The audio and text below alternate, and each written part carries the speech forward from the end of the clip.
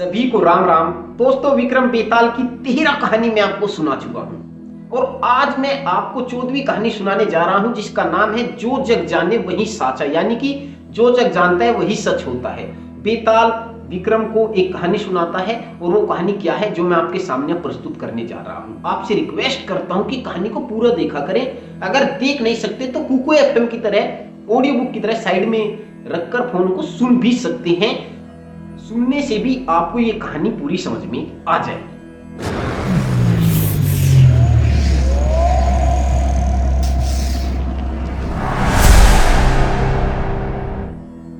जग जाने सो साचा। एक बार फिर विक्रम उस वृक्ष के निकट आ गया।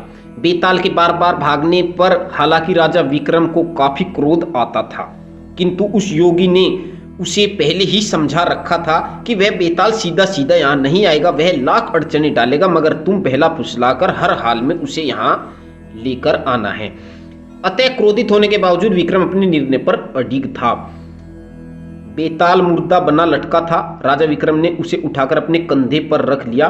बेताल बोला, राजा विक्रम, मैं जानता था कि तुम आओगे, उस योगी को मेरी बहुत जरूरत है। और वह हंसने लगा। तुम हंसते क्यों हो? विक्रम ने पूछा। हे विक्रम, बेताल बोला, मुझे हंसी इस बात पर आ रही है कि विद्वान भी यदा कदा समय को नहीं पहचान पाते। तुम्हारा मतलब क्या है? विक्रम ने पूछा। सुनो, मैं एक कहानी सुनाता हूं। बेताल बोला, कलिंग देश में जयंत नामक एक व्यापारी रहा करता था। जयवंत नाम का उसका एक रूपवान पुत्र था। वह पिता के कहे अनुसार व्यापार करने एक देश से दूसरे देश आया जाया करता था। एक समय की बात है, वह गांधार देश में व्यापार करने गया। राज दरबार में जाकर उसने राजा को अनमोल सामान दिखलाया। तब राजा ने उसे अंतपुर में आकर राजकुमारी को वह सामान दिखाने के लिए आमंत्रित किया। जयवंत अंतपुर में गया। अंतपुर में जाना नई बात न थी, प्राय वह दूसरे लोगों में भी जाया करता था। वहां से वह अच्छा व्यापार कर लाता था। वह कड़े पहरे में गांधार देश के अंतपुर में लाया गया। जयवंत ने राजमाता को अपना सामान दिखलाना शुरू कर दिया। हे राजा विक्रम, इस समय वह राजकुमारी चंद्रप्रभा भी आ गई। उसे देखकर जयवंत अवाक रह गया। वह अनेक देशों के अंतपुर में गया था, पर उसने ऐसी सुंदरी आज तक न देखी थी।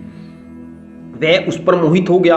वह भी किसी राजकुमार से कम नहीं था, अतः राजकुमारी भी उस पर मोहित हो गई। दोनों ओर से नैनों के बाण चले और दोनों ही घायल हो गए। खैर, अंतपुर से व्यापार कर जयवंत जैसे तैसे बाहर आ गया। बाहर आकर वह चंद्रप्रभा के वियोग में बुरी तरह झटपटाने लगा। राजकुमारी चंद्रप्रभा की मोहिनी सूरत वह भुला न पा रहा था। जयवंत का यह हाल हो गया कि व्यापार उसे फूटी आंखों न सुहागा। वह सब कुछ त्याग कर इसी उधेड़ बुन में पड़ गया कि राजकुमारी के एक बार दर्शन कैसे करें। अंतपुर में सख्त पहरा होने के कारण वह वहां जा भी नहीं सकता था। अंतपुर की ऐसी व्यवस्था थी कि वहां पक्षी तक पर न मार सकते थे। राजा के मंदिर और बगीचे के वह 50 चक्कर काटने लगा और शायद किसी प्रकार राजकुमारी की एक झलक मिल जाए, किंतु वह हर बार निराश होकर लौटता था। अपने मन का हाल भी वह किसी से नहीं कह सकता था।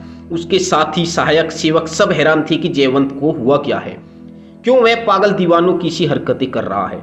उन्होंने यह भी प्रयास किया कि जयवंत को वापस उसके घर में ले जाया जाए। जयवंत ने वहां से जाने से इनकार कर दिया। तब एक सहायक उसके पिता को सूचना देने चला गया। बाकी उसकी देखभाल के लिए रह गए। जयवंत रात दिन ठंडियाएं बरता और आशिक जैसा उसका हाल हो गया। उसका पड़ाव नगर के प्रवेश के पास ही था। अपने डेरे में पड़ा वह बस एक ही बात सोचता रहता है, किसी प्रकार राजकुमारी चंद्रप्रभा की एक झलक मिल जाए, किसी प्रकार उससे मिलन हो जाए। वह गुमसुम सा बैठा रहता था। उसकी दशा पागलों के समान हो गई थी। इस दशा को देखकर उसके संग के सभी लोग अब परेशान हो उठे थे। समझ ही नहीं पा रहे थे कि आखिर उसे क्या हुआ है। भाग्य या समय का चक्र देखो, राजा विक्रम उस समय उस स्थान पर कामरू कामाक्षा से तंत्र सीखकर भूतदेव नामक एक तांत्रिक आया। जयवंत का एक सेवक तांत्रिक की ख्याति सुनकर उसके पास गया और जयवंत की दशा का बयान किया। वह तांत्रिक जयवंत को देखने आया और अपने मंत्र बल से वह उसकी वास्तविकता को समझ गया। उसने स्पष्ट कह दिया कि राजकुमारी चंद्रप्रभा से मिलने के लिए व्याकुल है। यह सुनते ही जयवंत में नई चेतना आ गई। हाँ, तुम ठीक कहते हो, मैं किसी भी सूरत में उससे मिलना चाहता हूं। तांत्रिक ने कहा, मैं मिला दूंगा। भूदेव ने उसे एक तावीज दे दिया और कहा, तावीज को बांधते ही तू सुंदर सुंदर लड़की बन जाएगा। जब तावीज हटा देगा तो अपनी असली रूप में आ जाएगा। इस प्रकार तू राजकुमारी से मिल सकता है। पर अंतपुर में जाना कैसे होगा, इसका भी समाधान मेरे पास है, तांत्रिक ने कहा, और देखते ही देखते स्वयं एक बूढ़े का रूप धारण कर लिया। फिर जयवंत को उसने तावीज देकर लड़की का रूप धारण कराया और उसे राजा के पास जा पहुंचा।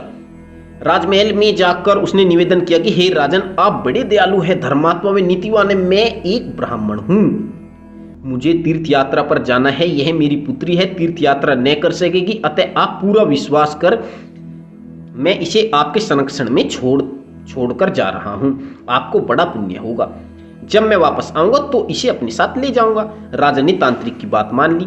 उसने युवती रूपधारी जयवंत को अंतपुर में राजकुमारी चंद्रप्रभा के पास भेज दिया। तांत्रिक ने जयवंत से कहा, 1 सप्ताह में वह आएगा, तब तक वह राजकुमारी का सुख पा ले। अंतपुर में राजकुमारी चंद्रप्रभा ने उसे अपनी सहेली बना लिया। जब रात आई तो दोनों एकांत में हो गए तो जयवंत अपने असली रूप में आ गया। राजकुमारी अत्यंत प्रसन्न हुई। दोनों ने खूब सुख भोग किया। आगे सुनिए। इस प्रकार दोनों का प्रेम व्यापार चलता रहा। किसी को कुछ भी पता नहीं चला। कब 1 सप्ताह गुजर गया पता ही नहीं चला। 1 सप्ताह बाद तांत्रिक आ गया। जयवंत ने गिड़गिड़ाकर उससे प्रार्थना की कि किसी प्रकार वह 1 सप्ताह और रुक जाए। तांत्रिक मान गया। ये देखिए, कुछ फोटो है आपके सामने। हे राजा विक्रम, इसी बीच मंत्री का लड़का जयवंत के उस युवती रूप पर मुग्ध हो गया। वह उसके वियोग में तड़पने लगा। राजा का लड़का नहीं, मंत्री का लड़का उसके वियोग में तड़पने लगा। उसके पिता को जब यह ज्ञात हुआ तो उसने राजा से निवेदन किया कि युवती जो जयवंत बना हुआ है, युवती, उन्हें तो नाम नहीं पता था, कि युवती से उसका विवाह करा दिया जाए। राजा ने तांत्रिक के आने तक रुक जाने के लिए कहा। 1 सप्ताह समाप्त हो गया। तांत्रिक आ गया। तब राजा ने उसके सामने अपना प्रस्ताव रखा। तांत्रिक ने कहा, राजन, मैं अपनी कन्या से पूछकर बताऊंगा। युवती रूपी जामवंत सामने आया तो उसने विवाह करने से इनकार कर दिया। तांत्रिक जयवंत के साथ राजमहल से बाहर आ गया। बाहर आकर जयवंत ने तांत्रिक को बताया कि राजकुमारी गर्भवती हो गई है। इस पर तांत्रिक ने बड़ी प्रसन्नता जाहिर की और उसे बताया कि इसी आधार पर वह राजकुमारी से विवाह कर सकता है। जयवंत निश्चित हो गया। तांत्रिक चला गया। तब जयवंत राजा के पास गया। उसने चंद्रप्रभा को मांगा। राजा ने स्पष्ट इंकार कर दिया। वह मेरे बच्चे की मां बनने वाली है, जयवंत ने बतलाया। राजा ने फिर भी उसके प्रस्ताव का स्वीकार कर दिया। वह बहुत निराश हो गया। राजा ने चंद्रप्रभा से पूछा तो उसने सब कुछ बतला दिया। इसके बावजूद राजा ने जयवंत का प्रस्ताव ठुकरा दिया। इस इंकार करने के कारण जयवंत को बड़ा सदमा लगा। हे राजा विक्रम, उसने आत्महत्या कर ली। अब तुम निर्णय करो कि इसका पाप राजा पर पड़ा या नहीं। क्या राजा दंड का भागी नहीं बनता? विक्रम कुछ देर सोचता रहा, फिर बोला, नहीं, राजा ने एकदम सही काम किया। बेताल ने पूछा, वह कैसे? सुनो बेताल, सच वही है जो दुनिया के सामने आता है। चोरी छिपे किया जाने वाला काम सच नहीं कहलाता। इस कारण राजा का इंकार करना ठीक था। फिर जयवंत ने आत्महत्या क्यों की? वह स्वयं दोषी माना जाएगा। मंत्री का बेटा भी तो जयवंत के स्त्री रूप पर मोहित हो गया था। उसने आत्महत्या क्यों नहीं की? बेताल ने कहा, वह तो जीवित है। राजविक्रम कह रहा है, वह तो जीवित है। मेरा यही न्याय है कि जग जाने सो साचा, बाकी सब झूठ। बेताल बोला, तुम ठीक कहते हो राजा विक्रम, और वह अट्ठास करता हुआ फिर भाग खड़ा हुआ। विक्रम उसके पास लपक गया और कुछ देर बाद ही उसने अपने कंधे पर उसे लाद लिया। विक्रम की यात्रा फिर शुरू हो गई। बेताल बोला, राजा विक्रम, इस प्रकार वह मर गया। जब राजकुमारी को इसका पता चला तो वह दुखी हो गई। ठीक समय उसने जयवंत के पुत्र को उत्पन्न किया। राजा ने उस पुत्र को धाये को दान दे दिया और वह राजकुमारी का विवाह करने के फेर में पड़ गया। राजकुमारी सुंदर थी। एक राजकुमार सहमत हो गया। उसने राजकुमारी से विवाह कर लिया। दोनों का जीवन सुखपूर्वक बीतने लगा। कुछ समय बाद राजकुमारी का वह पुत्र बड़ा हो गया।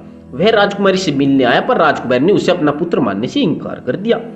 वह बेचारा चुपचाप लौट गया। अब राजा विक्रम, आप कहो, यह मां का कैसा रूप है? क्या यह पाप नहीं है? विक्रम कुछ न बोले। जवाब दो राजा विक्रम। देखो बेताल, राजा विक्रम कहता है वह राजकुमारी का अवैध पुत्र था, वह उसे कैसे स्वीकार कर सकती थी, जग में कैसे कहती कि वह उसका बेटा है। पर मां का यह व्यवहार, बेताल ने कहा। राजा विक्रम हंसकर बोला, बेताल, स्त्री का चरित्र जानना बहुत मुश्किल है, इस बात को मानते हो? हाँ, क्या यह तिरिया चरित्र है? बेताल ने कहा। विक्रम ने कहा, हाँ बेताल। बेताल बोला, राजा विक्रम, तुम सारी नारी जाति का अपमान कर रहे हो। और वह कंधे से उड़कर उछलकर भाग खड़ा हुआ। राजा विक्रम बहुत प्रयास करके भी उसे रोक न सका और फिर से वो अपनी उस पेड़ पर पहुंच गया। और अब अगली वीडियो में फिर राजा विक्रम उसे बैठा कर लाएगा, जिसका नाम है अगली कहानी का परोपकार। आशा है आपको वीडियो अच्छी लगी होगी। धन्यवाद।